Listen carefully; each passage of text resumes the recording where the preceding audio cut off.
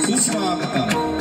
श्री गणरायाला वंदन करून श्रीदेव रवळनाथ, श्रीदेव सोमेश्वर, श्रीदेवी सातेरी यांच्या चरणी नतमस्तक होऊन, रंगदेवतेच्या चरणी विनम्र होऊन, महाराष्ट्राचे आराध्य देव श्री छत्रपती शिवाजी महाराजांना मानाचा मुद्रा करून, तसेच सर्व दिंडी प्रेमींना अभिवादन करून श्रीदेव रवळनाथ प्रासादिक भजन मंडळ वेगवेगळे गुरवतेवाडी सहर्ष सादर करत आहोत. दिंडी चित्र अर्धनारी नटेश्वर, अर्धनारी नटेश्वर, अर्धनारी नटेश्वर.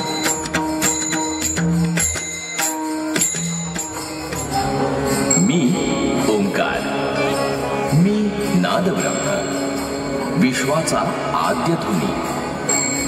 विश्वाची उत्पत्ती, चालना आणि लय सारं काही माझ्या ठाई स्थित आहे. ओंकार म्हणजेच ऊर्जा. या ऊर्जेचा उगम कैलासातून आहे. कैलास राणा शिव या ऊर्जेचा अधिदाता आणि या सृष्टीला चालवणारी ऊर्जा म्हणजे शक्ती. भगवान महादेवांमध्ये जी आदिशक्ती सामावलेली आहे, त्या आदिशक्तीचा मी अंश आहे. शिवशक्ती नमः, शिवशक्ती नमः, शिवशक्ती नमः, शिवशक्ती नमः. ओम नमः शिवाय. ओम नमः. योगमुद्रा सोडावी स्वामी. हा ध्वनी कानावर येतोय ना? नारद मुनी येत आहे आपल्या श्रेष्ठ भक्ताला, महर्षी भृंगींना घेऊन. ओम नमः शिवाय. ओम नमः शिवाय. ओम नमः शिवाय. महर्षी भृंगींनी युगानुयुगे तपश्चर्या केली आहे आपल्या प्राप्तीसाठी. नमः शिवाय. जी आज फळाला आली, आपल्या दर्शनासाठी ते आज इथे येत आहेत. ओम नमः शिवाय. ओम नमः शिवाय. ओम नमः शिवाय. ओम नमः शिवाय. नारायण नारायण. धन्य आपली शिवभक्ती महर्षी भृंगी. साक्षात महादेवांकडून त्यांच्या स्थानावर बोलवणं आलंय आपल्याला. आपली इच्छा सफल होण्याच्या मार्गावर आहे, तरीही आपण अजून तपसाधना करताय. अहो, जे हवं आहे ते मिळालंय की, तरीही हा टास्क कशासाठी? ओम नमः शिवाय. ओम नमः शिवाय. मुनिवर, ही साधना म्हणजे आमच्यासाठी श्वास आहे, मग ती कशी बरं सुटेल? आज माझे परमेश्वर मला दर्शन देणार. आजवर कोणालाही लाभलं नसेल असं भाग्य मला लाभलंय. त्यासाठी मी कठोर तपश्चर्या केली. आम्ही साधनेमध्ये श्रेष्ठ बनलो आहोत. श्रेष्ठ श्रेष्ठ श्रेष्ठ श्रेष्ठ.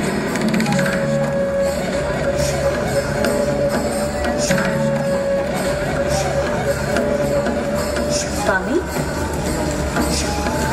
आपण काहीच का बोलत नाही? आपला परमभक्त इथे येतोय आणि आपण इतके अस्वस्थ. इतर वेळी भक्त भेटीची चाहूल जरी लागली तरी आपल्या मुखावर आनंद लहरी फुलतात. तुला तसं का?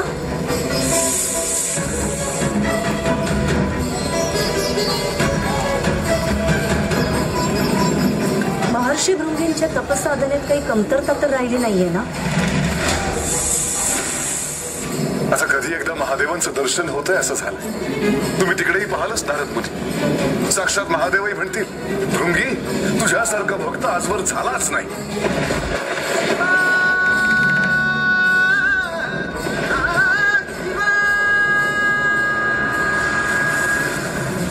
महर्षी, माझा प्रवास इथेच संपतो. इथून पुढचा प्रवास आपल्याला एकट्यानेच करायचा आहे. आनंद, परमानंद, माझे महादेव, माझे चंद्रशेखर, माझे त्रिलोचन, या डोळ्यांनी त्यांना प्रत्यक्ष बघता येईल. आयुष्याचा सार्थक होईल. ओम नमः शिवाय. आता माझे आराध्य दैवत आणि मी, आमच्यामध्ये कोणीही येणार नाही.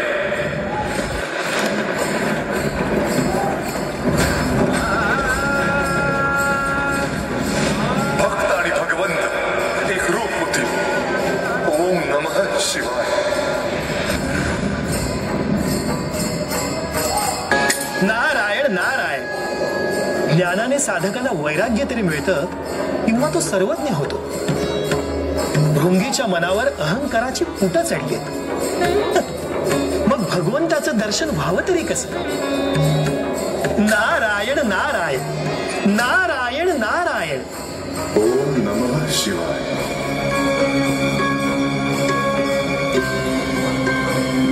ओम नमः शिवाय. ओम नमः शिवाय. ओम नमः शिवाय. ओम नमः शिवाय.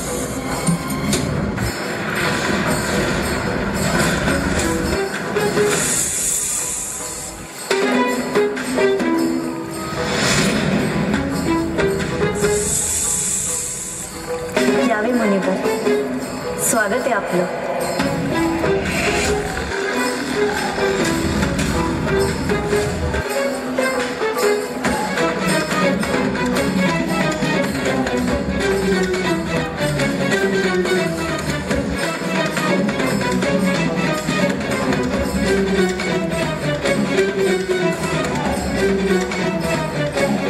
आपण आमचं स्वागत करावं ही अपेक्षा नाहीये माते. आम्ही महादेवांचे भक्त आहोत. मला केवळ महादेवांचं दर्शन झालं असतं तर त्याचा जास्त आनंद झाला असता. आम्हाला केवळ श्री महादेवांभोवतीच प्रदक्षिणा घालायची आहे. आपण त्यांच्यापासून दूर व्हावे. त्यांच्यापासून दूर व्हावे.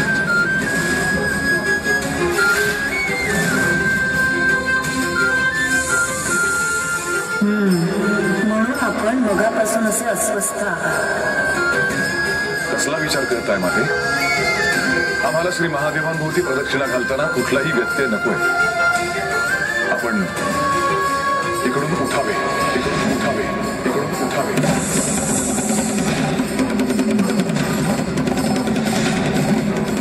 मी त्यांच्यापासून वेगळी नाही होऊ शकत मुनिवर. मी शिवाची शक्ती आहे.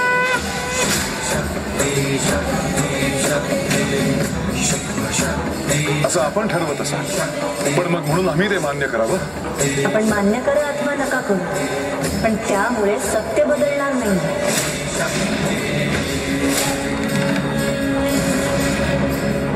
होय, आणि सत्य हेच आहे की माझे महादेव स्वयंभू आहेत. त्यांची शक्ती ते स्वतः आहे. आणि म्हणून आम्ही केवळ महादेवांनाच प्रदक्षिणा घालणार. केवळ त्यांनाच.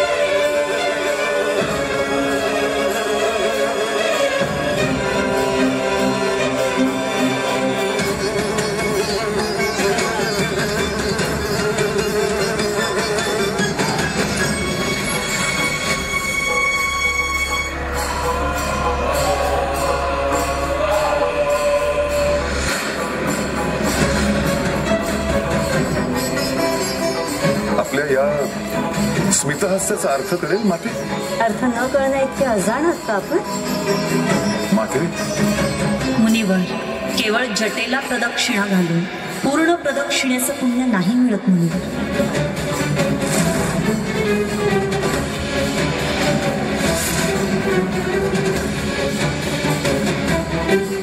आपल्याला माझं सत्व पाहायचंच असेल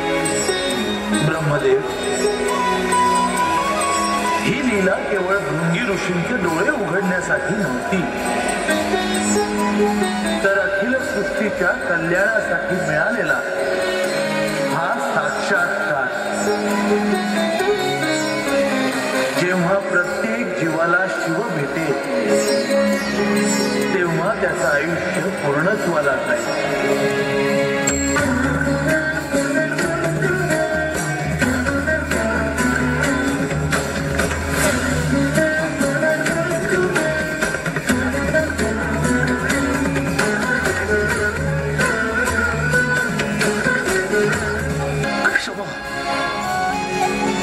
आम्हाला क्षमा करा, मी चुकलो.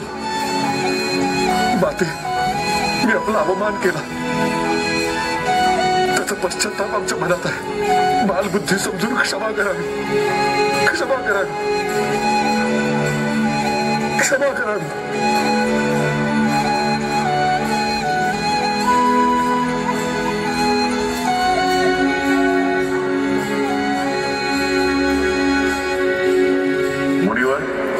उठावे.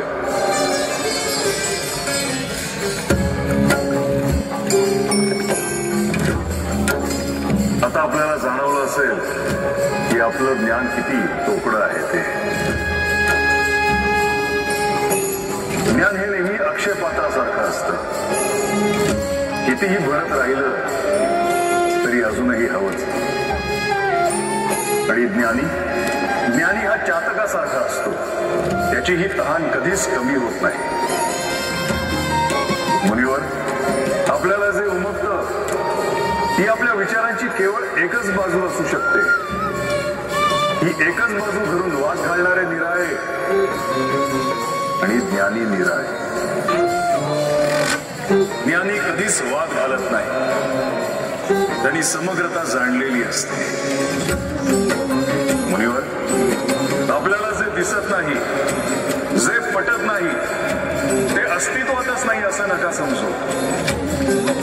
त्याच्याकडे परिपूर्ण दृष्टीने पाहायला शिका. शिव आणि शक्ती ही अशीच परिपूर्णता आहे. शक्तीशिवाय शिव काहीच उरत नाही. शक्तीशिवाय शिव काहीच उरत नाही. केवळ शिव.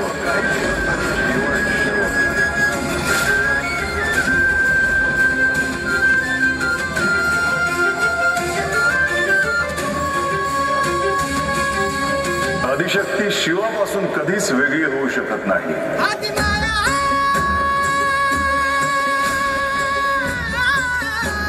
आणि शक्तीचं शिवाशी एक रूप असून हा शक्तीचा गौरव.